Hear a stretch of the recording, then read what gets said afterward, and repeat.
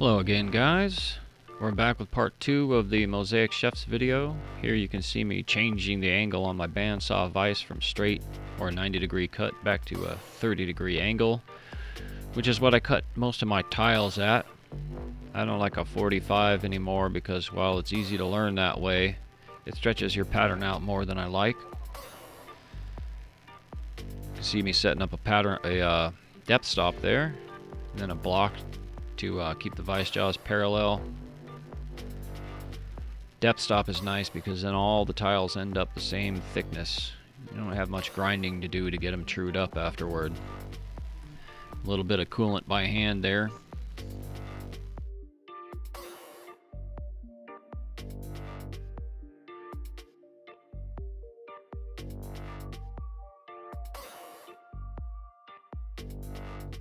This is an old Rockwell Model 7V bandsaw.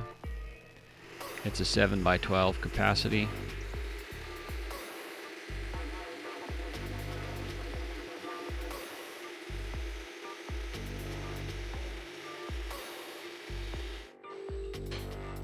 So I got myself a couple of tiles cut of each pattern. Each tile will be a bolster, so 2 tiles from one pattern is one knife, and 2 tiles from another pattern is another knife. Here I'm using my Powermatic 20-inch bandsaw to just cut the scarves off. I don't know, because reasons.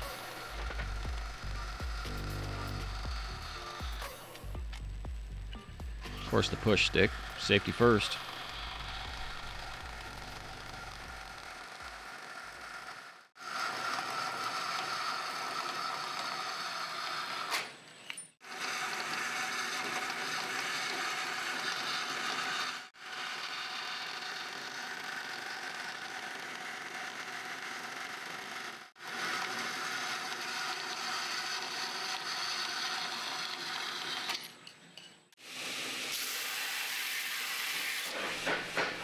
Deburred is the word.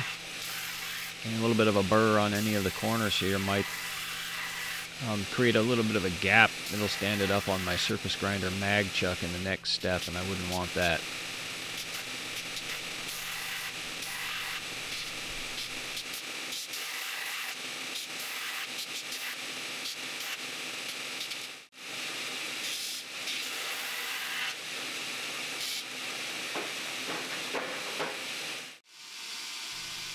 Yeah, if you subscribe to my channel and or watch many of my videos, you're going to see a whole lot of this surface grinder over time.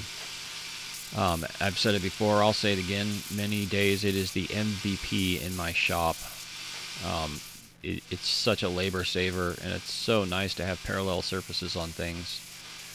This is a machine from 1946, and it's still going strong. A lot of cast iron in it. It's a mechanical auto 8x24 abrasive Model 3B surface grinder. Best 550 bucks I ever spent on a machine, I tell you. Had to get it all the way from New Jersey though, and I'm in Washington State.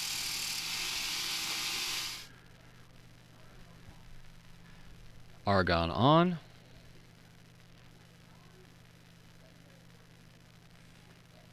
And we're going to turn the old Airco Heli welder on.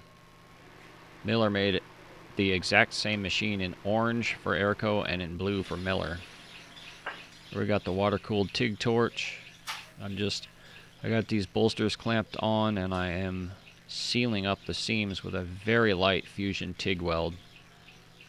No added filler material at all. Very little penetration.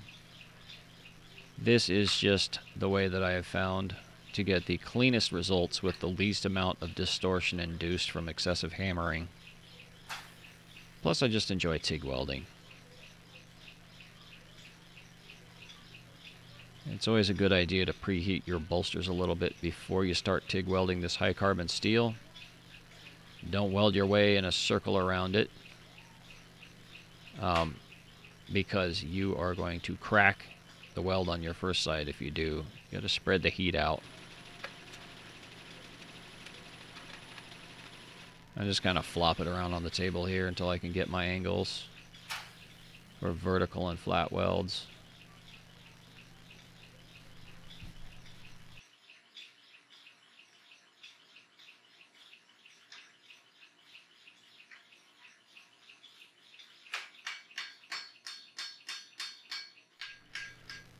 Quick look at these shallow little TIG welds.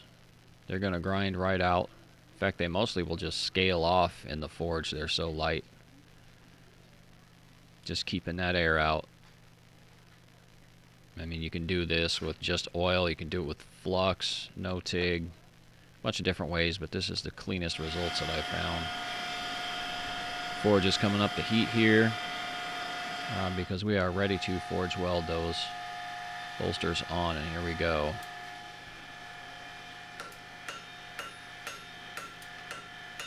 You can see me flipping it a lot. I don't want the anvil sucking the heat out of one side before I get the hammer on it. I'm trying to strike all over the surface, fast and light. I'm not beating the heck out of it. And I put it back in when it's still pretty hot. Rinse and repeat.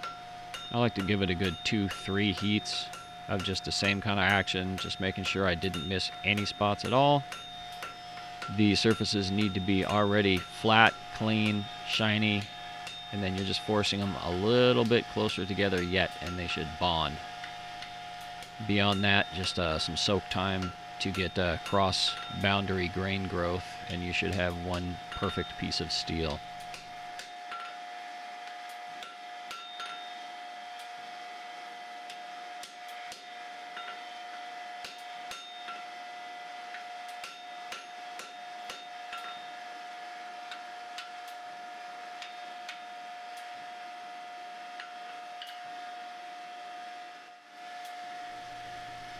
It's the last welding heat here.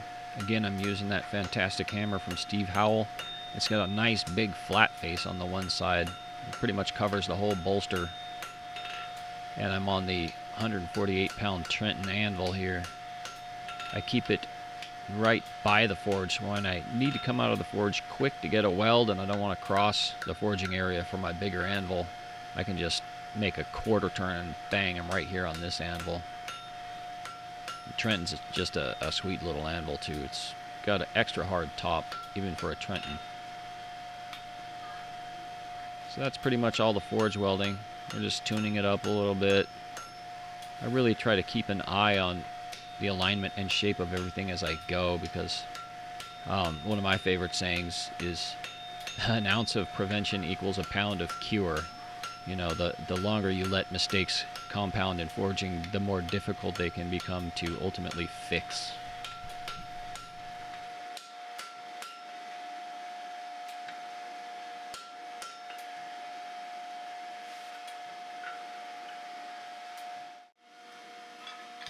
Just using a shop-made guillotine fuller here with leaf spring dies to knock in that double-sided indent for starting the tang.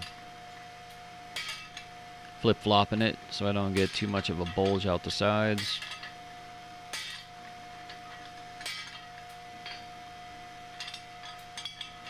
And that'll do it.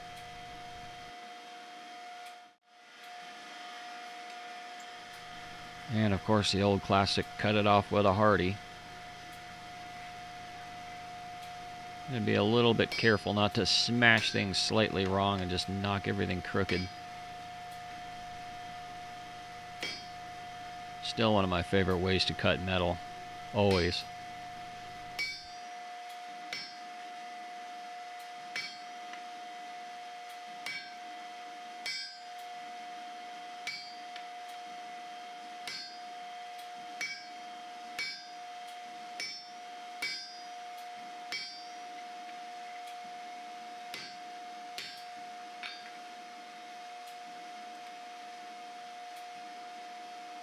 And bango, 2 pieces.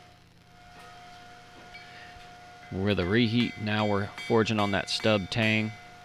Now this is a 4-pound hammer too, but this is a mild fuller straight peen made for me by James Brashears out of, gosh, where is he at? He's out of coastal Washington, I think by Everett somewhere, I want to say. Could be wrong about that, but he makes a nice hammer.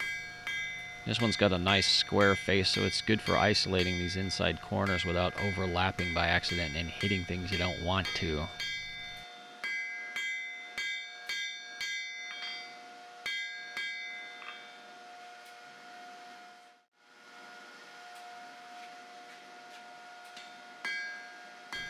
And here I've switched to a 6-pound straight peen, and this one has a more aggressive peen, so I can kind of get it into that inside corner there and start drawing out that tang more intentionally.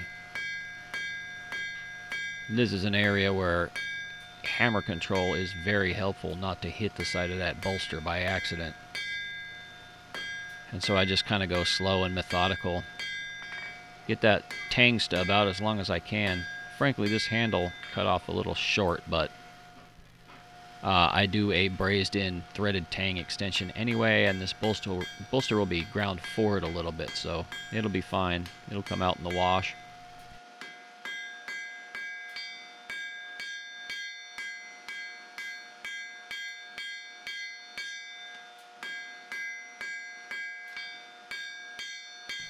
I should take a minute too to point out these wolf jaw tongs. They were forged in my shop by my good friend Nick Anderson from Oakland, California, who's a very talented knife maker in his own right. Came up for a class and made me those tongs in my own shop one day. They work awesome.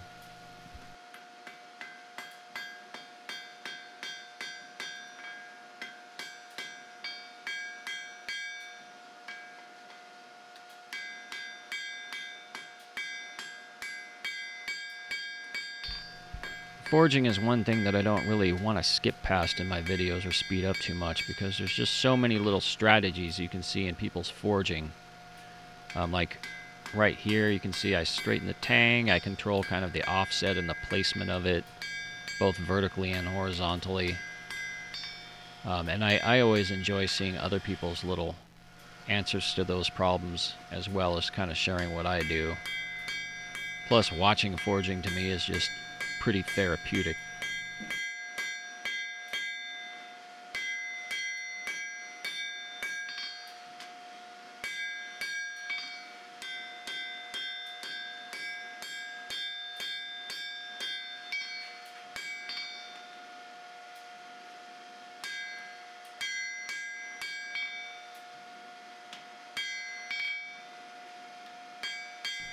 Especially when I know I'm nearing the end of my time with doing the hot work, working with a hammer on a knife, I slow down and I always look, check, hit it a little bit, look again, and just try to get it straight, because I know from experience that that's not stuff I want to have to correct on the grinder, especially with highly patterned material.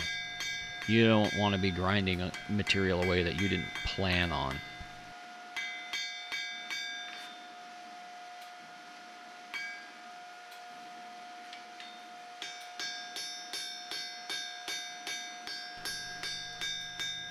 And one more shout out for gear. And this is not brand specific. I'm wearing these Vulcan TIG gloves, but TIG gloves in general I like forging in.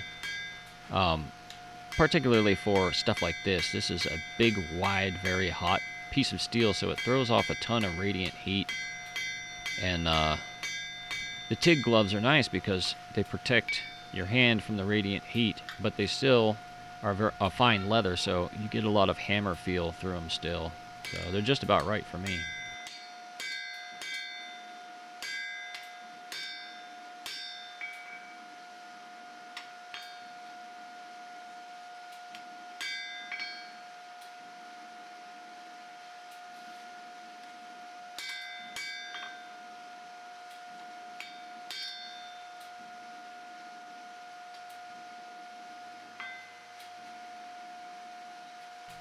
Lots of sighting down the spine, little tip tap here and there. You got to make sure the tang is aligned with the spine and that the bolsters are symmetrical on either side. But I believe that's gonna about do it for this one. And then off camera, I actually forged the other blade too. So here comes that one. It's a K-tip. It's going to be a K-tip chef next to a large bunka. That's the bottom knife.